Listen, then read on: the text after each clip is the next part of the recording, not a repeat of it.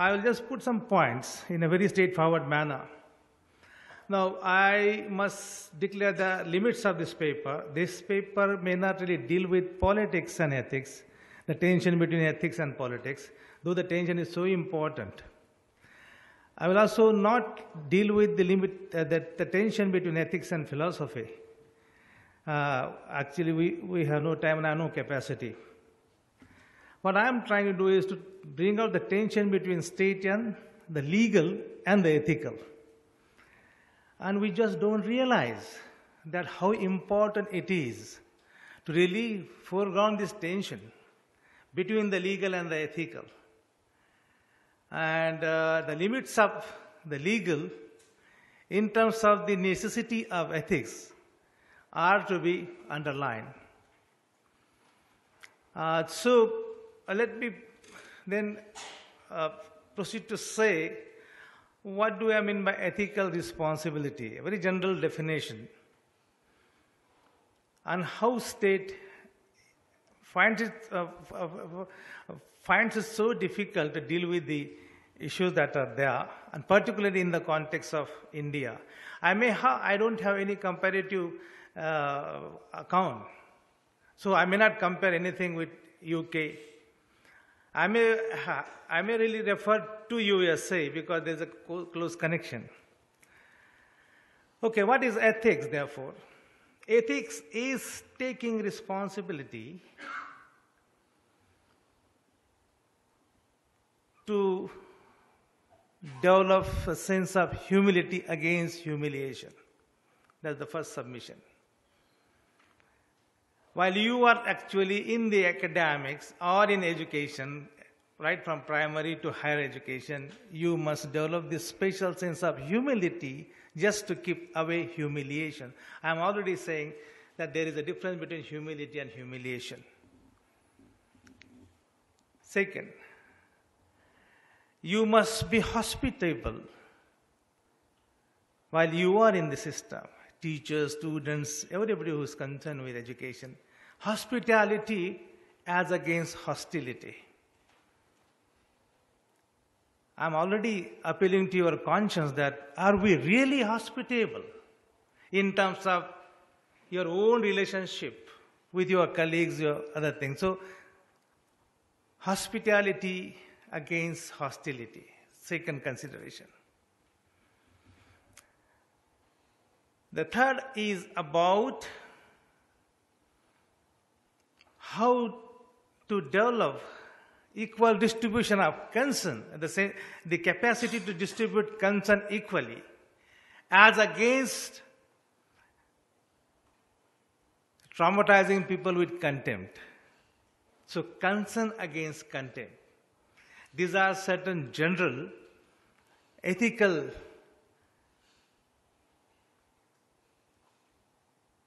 obligations that one has to develop while one is trying to develop one's subjectivity in education.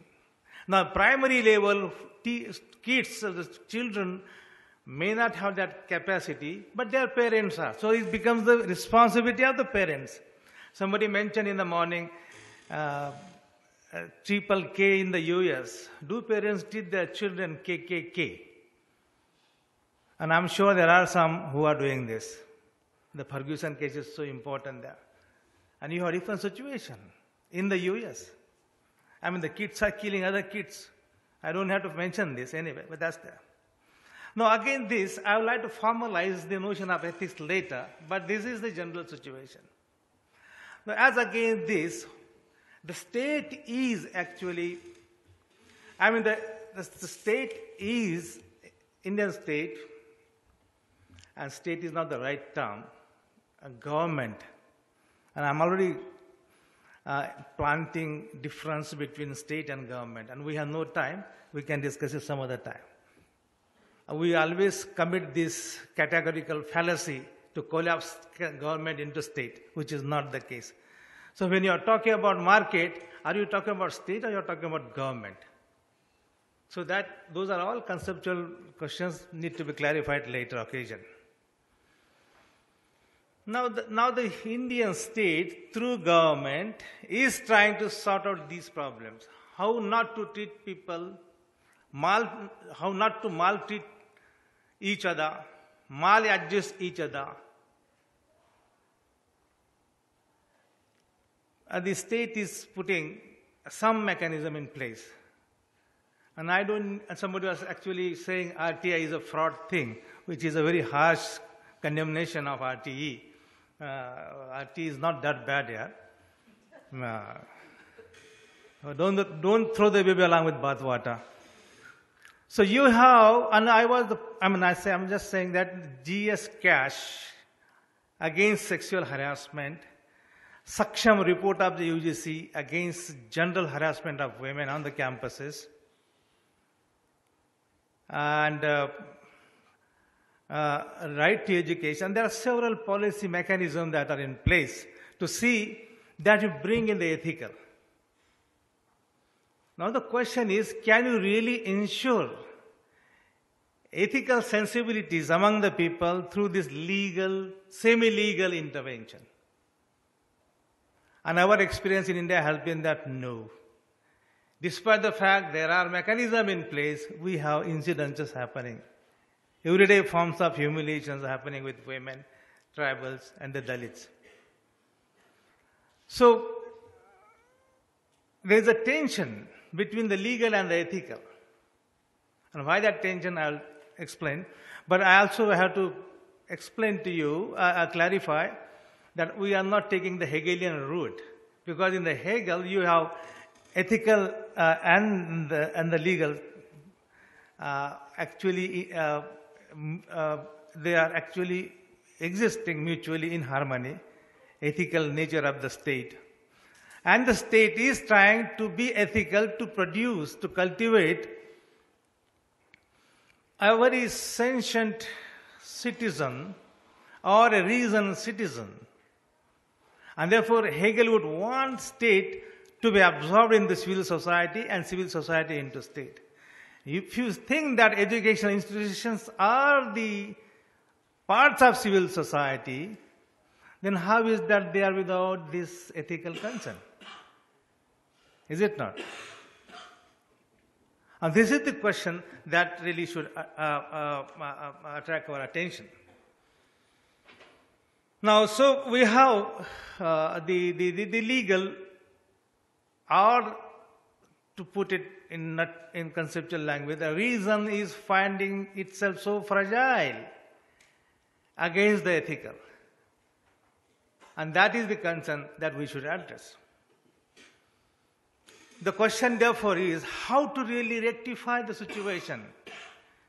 Should we bring in religion's teaching values? And we have a very preposterous suggestion that can we really bring religion on the campus? And we have to actually, now I am suggesting, Rohit ji, that maybe government, I don't know whether this government, but you will have to really establish some kind of a commission for secularism on the campus, or committee for secularism, just as we have equal opportunity committees on the campus to look into the ethical problems of the Dalit students. So that also is ruled out. I mean, it's a very serious problem in the UK, the ethnic problem. So how to deal with this? And we don't have any ready-made answer to this. So I thought I would then find out if you are not taking responsibility, one has to fix responsibility. A friend of mine whose name is Peter D'Souza has really divided this. Taking responsibility and fixing responsibility. If somebody refuses to take responsibility, you have to fix the responsibility. Now for that, just to really to create some space for ethical subject. And why do you want to really bring in ethics, therefore? And that is the second point I would like to raise. And what does it do to us, the question of ethics, if not philosophy? Ethics, in certain sense, is a relation of sentient singularity. which is prior to universalization and rationality. And this is an important point. Therefore, I am already suggesting it is outside some kind of a very instrumental scientific reason. And therefore, you cannot really develop ethical sensibility through intellectual practices, philosophical deliberations, because it is basically pre-reflective. It has to come in you as if you are actually concerned about the things happening around you. You don't have to wait for reason. Back in JNU, people reason out. चर्चा करनी, debate करनी है, हाँ, क्या हो गया? I mean, you just can't wait for that. And that is some kind of a liberal escapism. And in liberalism of fear, you serialize the evils and therefore differ yourself from taking any action. We'll debate. JNU is a very, I'm not in JNU, elsewhere as well. So so we have to, it's not something which can be postponed. You have to really immediately act against you teasing, against sexual harassment, against caste atrocities, against everything. If you're not doing, as Judith Scalar, a very, very prominent American philosopher would say, you are doing injustice, a kind of passive injustice to those people. You fail to intervene. And so, you will have to really immediately act to see that persons do not feel vulnerable to the threat that might really destroy their morally integrated personality. And therefore, your intervention is so urgent. You can't defer it. You feel deeply disturbed about it, and then act. But do people feel disturbed? Or do they really derive vicarious pleasure? I have no answer to this. People in this country will give the answer. So this is the ethical that is so important. So therefore, the ethical emerges from the realization. Another, I think, as far as I can say, is an important point. The ethical subject, the ethical sensibility, and ethical stamina. I'm just using in the same logical class. All these emerge from the realization that no one is an object of vicarious pleasure.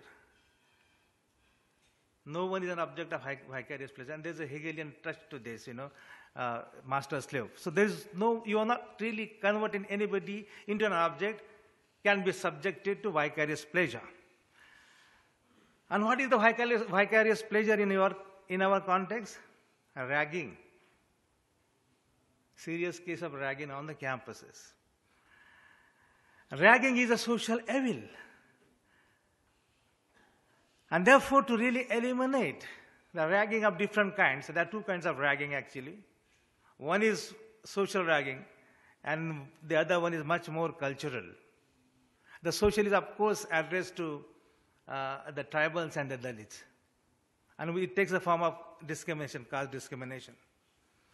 So you must develop an embodied sense of duty and self-restraint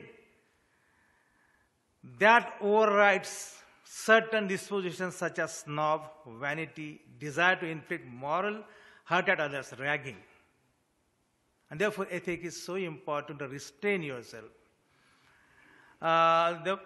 If you don't deploy a restraint, then there will be law. And therefore, one of the leading political thinkers, Ambedkar, would say, law is only for few. Dr. Bhimrao Ambedkar is one of the leading political social thinkers in this country, along with others. Law is only for few, but the ethic is for many. Those people who will violate who will go into ethical violation will have to be punitively punished. And law will force them to take ethics seriously, which doesn't happen. So, ethics is so important develop some kind of a restraint and stay away from all these social infirmities and vicarious pleasure. Therefore, I argue that the major function of ethics is to legitimize the formation of a consensus about values that are constitutive of human beings. And what are these values? One of the top values is mutual respect, that you don't really destroy the self-worth of others, just as the other won't destroy your self-worth. Mutual respect. And this is the foundation hope of Hegelian ethical principle, that you really mediate ethics in such a fashion that you develop this mutual recognition. And therefore, Hegel will always want this master to elevate the slave to the level there you feel that the slave is also worthy being. And therefore, at that level only, humiliation becomes a possibility. And that's a different journey. I don't want to go into it. Therefore, so mutual respect, dignity, patience, and even sacrifice. These are all important ethical values that people are supposed to cultivate when they are in educational institutions. Teachers in primary schools, scholars in research institute should develop this, should care for these ethical values, just as I mentioned to you. Therefore, what yields these values is the question. And I think I'm really running short. I have to make 2-3 points.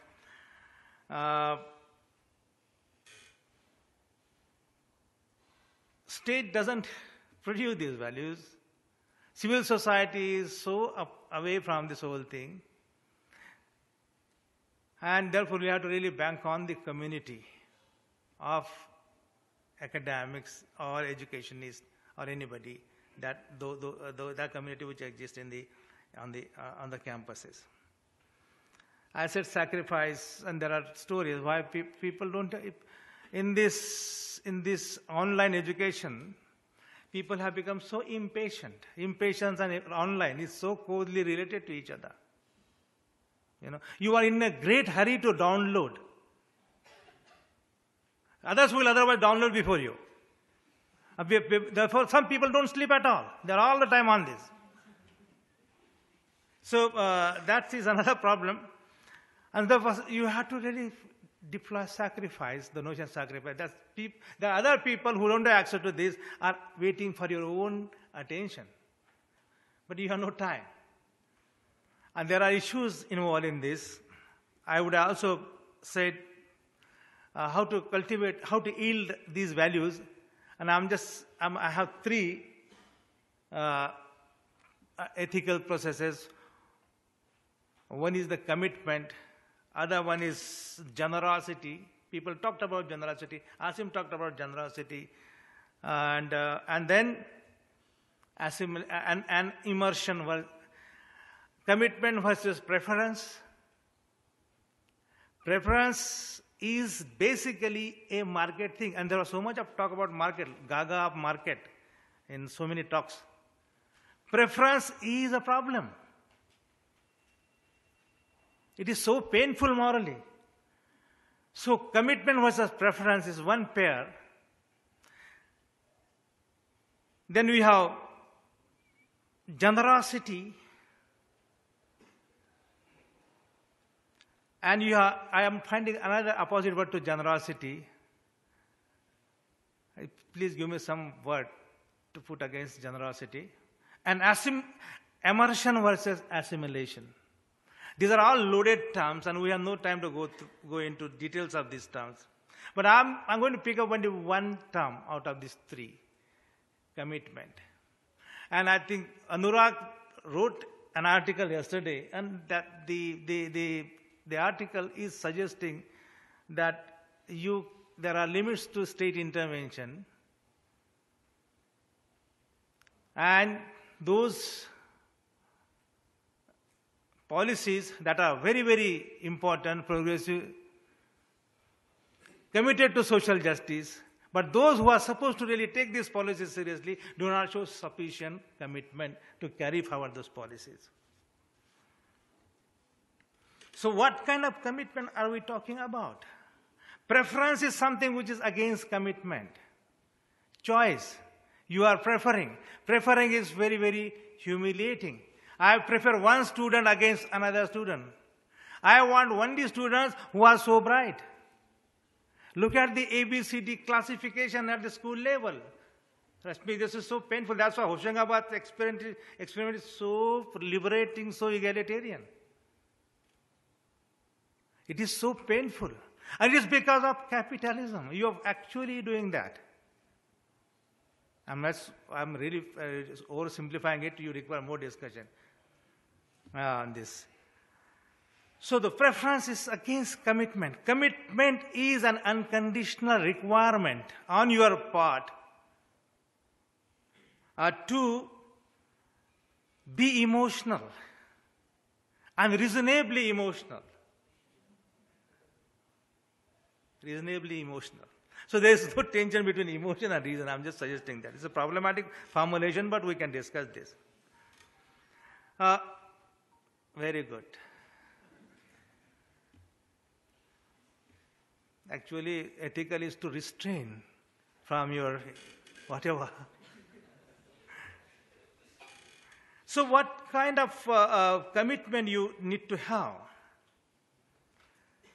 And it has to be unconditional commitment. Commitment to certain ethical principles such as being generous to the needy students.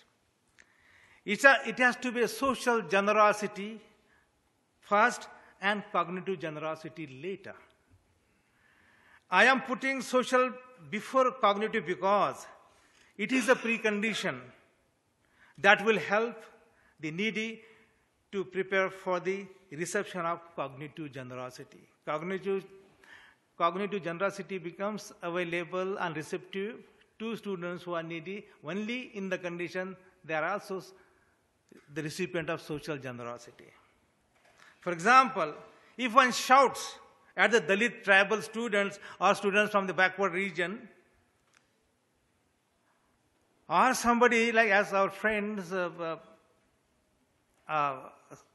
P. Sainath said, if some students in Rajasthan, there are people from Rajasthan, my friend is from Rajasthan, Sridhar.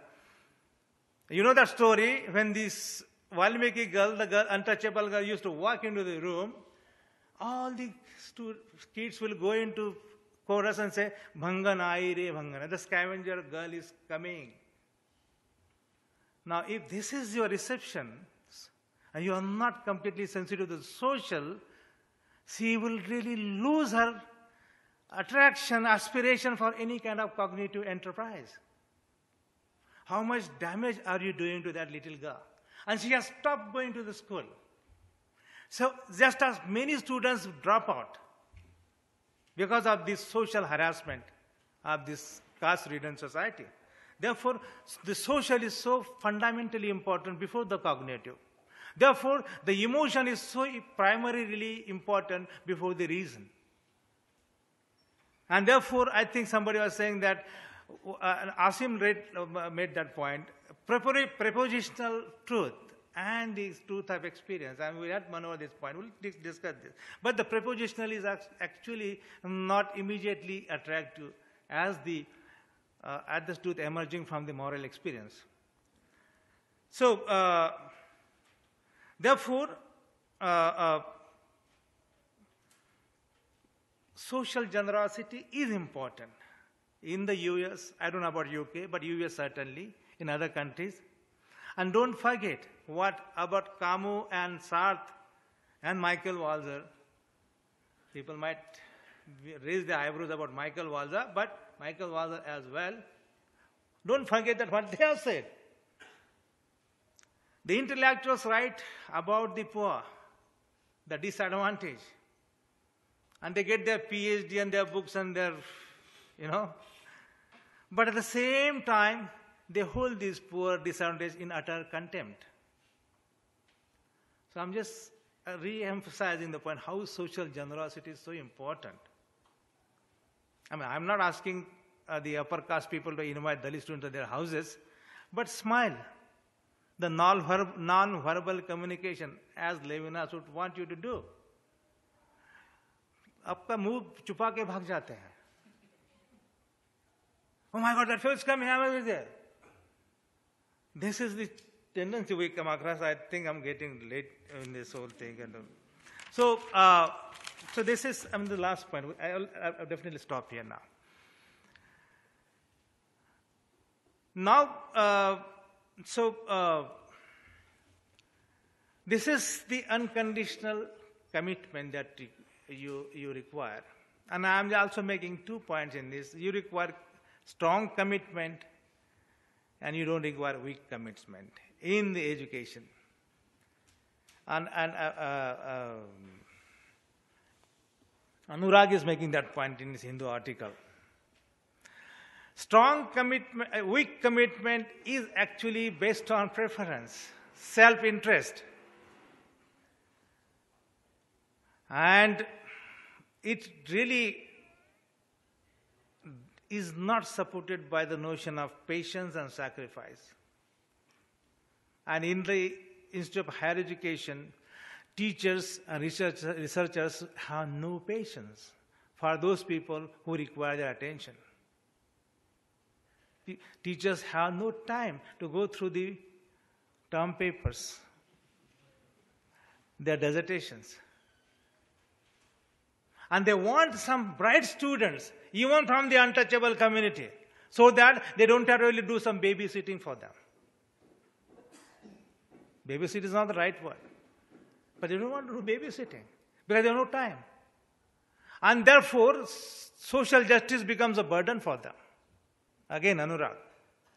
It is a burden that they have to carry. And they don't want to carry that burden. So this is the weak commitment. What is the strong commitment? And I'm just quoting.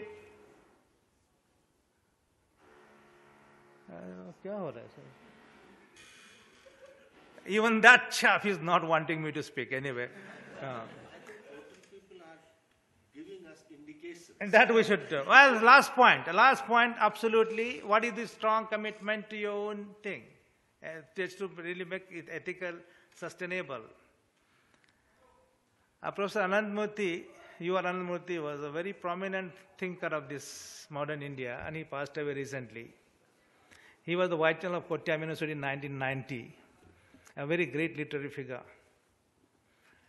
He said, there's a mountain near the ocean, and there's a small little stuff floating in the ocean. And that little thing has come up right from the bottom of the sea, deep sea, and has surfaced and being there and smiling nicely.